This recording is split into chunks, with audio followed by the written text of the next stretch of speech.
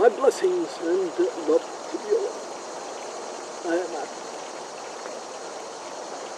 welcome to our summer garden, where Barbara has enjoyed many hours meditating, reading, relaxing in the summer.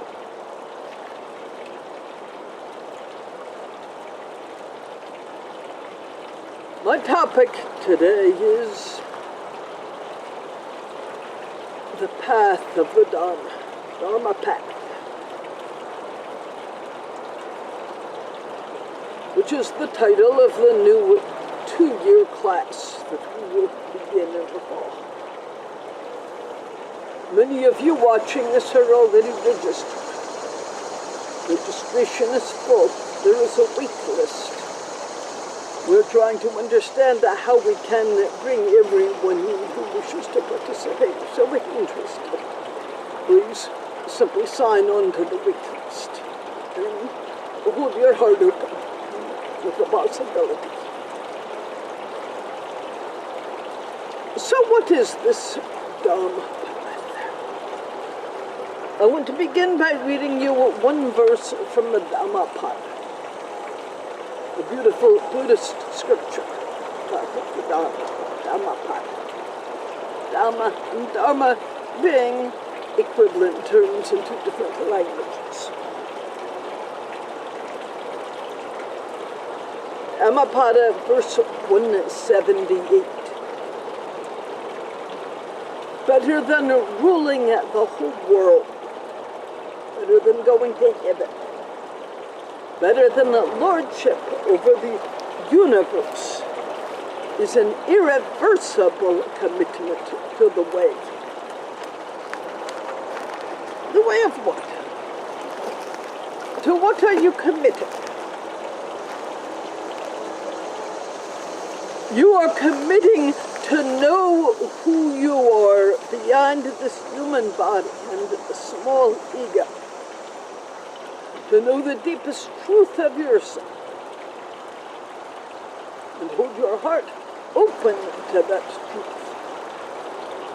To live that truth, not just think about it.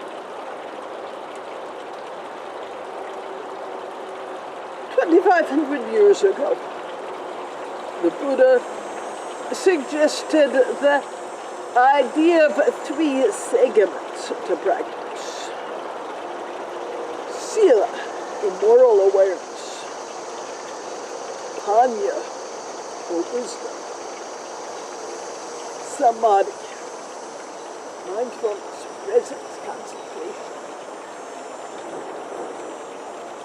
I cannot improve on that, but I can bring it into this century. What do these teachings mean today? And how can we find true liberation through these teachings? What I teach always, and what I will be teaching in this class, is grounded in Buddhism, but not teaching it as Buddhism. No isms, just bringing the deepest aspect of yourself into practice and into pure being.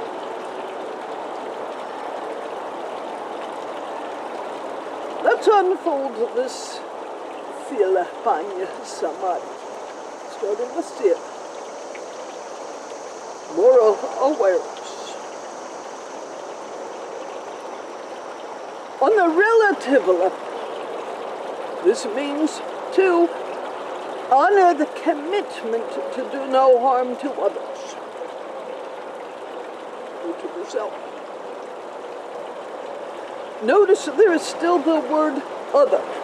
There is still a thinking from the relative plane of self and other, and of doing no harm.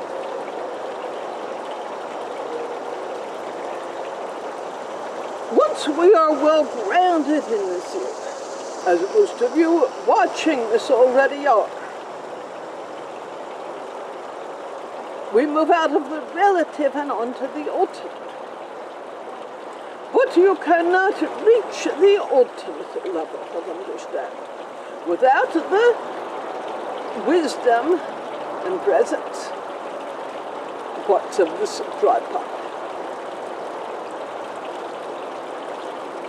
When we come to a place of knowing that everything is part of the self, there is no longer a self or other. No one to do harm, no one to be harmed. And yet, we must understand that harm still does happen. Because we're not completely free. Because most of you, at least, still move into the ego self at times and oppose it to the will of others. Rather than resting in compassion and saying no from that compassion. As long as there's an ego there, there's going to be harm.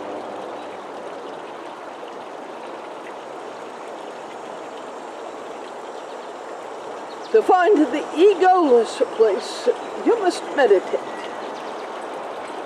which is still a relative practice, a doing, until you will come to the place of resting in pure presence, resting in spaciousness, resting in love.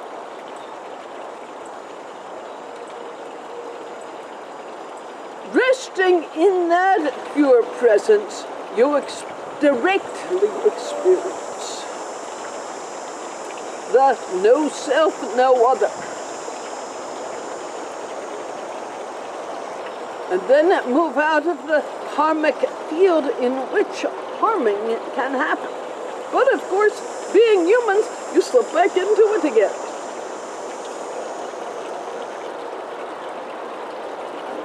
Then we work with the wisdom practices.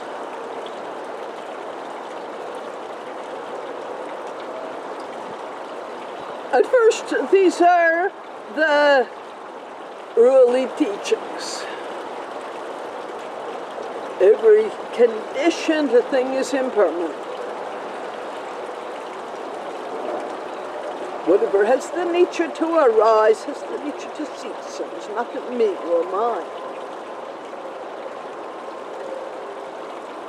We begin to see how objects arise out of conditions and pass away. How the impulse to harm something arises out of conditions and passes away. With a strong commitment to do no harm. I'm smiling at the butterflies. With a strong commitment to do no harm. As presence, mindfulness, meditation, concentration, as these deepen, you begin to find that which is empty of a self, right there with the ego itself, and to begin to act more from that place, to speak, to think more from that egoless core of the living. You begin to know this is who you are. Then Sila deepens. We enter the shift of moving from the relative heavy vibration human into the true high vibrational spirit cloaked in flesh. That is what you truly are. The identification shifts. Last week, Barbara had a beautiful meditation, which has given me permission to share it with you. She had an appointment with a well-trusted acupuncturist. He was lying on a stake with needles at the various points in her body. Knowing she had perhaps an hour to just be there, present, and to meditate. She had been feeling quite overwhelmed with many things in her life. Of course, with Hal, his condition, his stroke, helping him have the proper care, organizing the proper care. Her own time spent with it.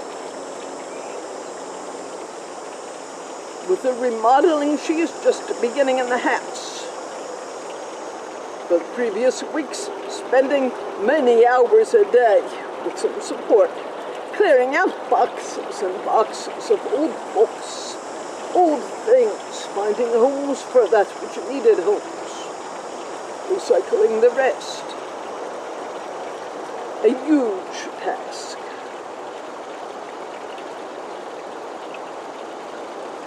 With trying to understand the home finances. Paying a house now $12,000 a month at nursing home bill. Where the money will come from a month after month. With her own health, trying to get the proper exercise to eat properly. Failing a good part of the time, but not condemning herself, but just persistent. But she was feeling overwhelmed, so she lay on the table. And she could feel the places where the body was holding all of this sense of being overwhelmed, all of this contraction. She asks for help. At least she's getting that much of it, that she can ask for help. Yeshua came in very quickly. He invited her. You are still here in the human body, and at the end of this session, you will return to the human body. But for now, come with me. Come through this transition portal. He took her hand, energetically, I should say, and literally led her, not pulled her, but invited her through what would be the transition experience, a simple transition experience. Moving from the heavy density plane into a plane of light. There was briefly a period of fear and darkness for Barbara. Sensing Yeshua's touch and presence, and mine also. Holding the commitment to move beyond the edges of that darkness and into the place where light and darkness become one. Not separate, no duality. Moving into the light. Her energy field expanded. Open, joy arose. Where she sat was so flooded with light, with happiness. After a few minutes of resting, Yeshua invited her to turn around, literally, and look back at the Barbara lying on the table, filled with feelings of being overwhelmed, with contraction, with fear, with worry, with doubt.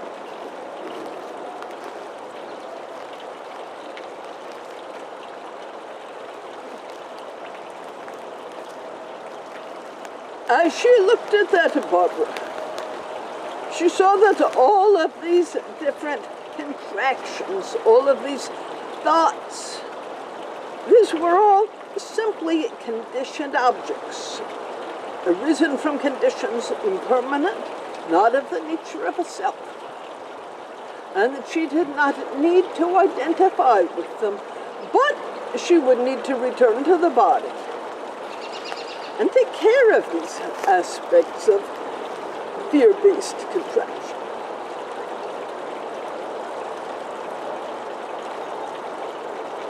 She rested there in the spaciousness for about 10 or 15 minutes.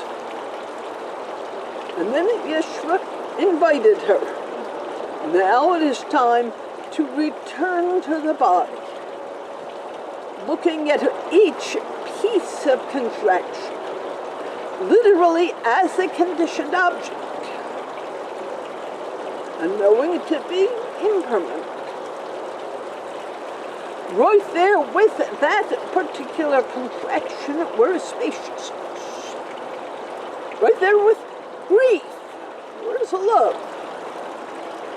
Right there with fear, where is the one who knows the deep inner clarity of love? So she spent the rest of the hour lying on the table, back in the body, looking at each place where the body had contracted with this or that catalyst, and holding the intention, I should not say to release it, that's too much ado, but to move into the place where contraction was not, to move into the innate spaciousness of the mind. By the end of the hour, she had let go of all, let me rephrase that, that's also too much of a dope. The identification had shifted itself to the spacious, awakened spirit that she is, able to approach with compassion the human that she also is right now, and to touch the places of fear with loving compassion, with patience.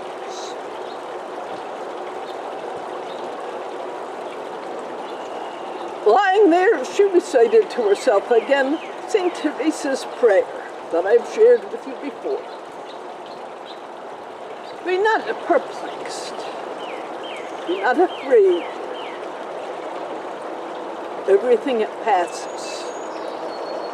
God does not judge. Patience wins all things. She who has God lacks nothing. God alone suffices. And each of you, as for Barbara, must explore what God means in this context. For Barbara, God is love. It's as simple as that. Love wins all things. Love alone suffices. The power of love suffices. She emerged from that room feeling infinitely lighter, more at ease, more ready to return to the work of her current life, not viewing it as a burden, but as teaching. How do I bring love more to this, and to that, and to that? How do I bring the already awake self to this challenge that life presents me now? This, my dear ones, is the Dharma path. For those who are not in the class, and as I said, registration is quite limited. My talks every other week will be available in some way. Not yet understood how, but they will become available. So I hope that many of you will choose to follow these talks and join us on this interview journey.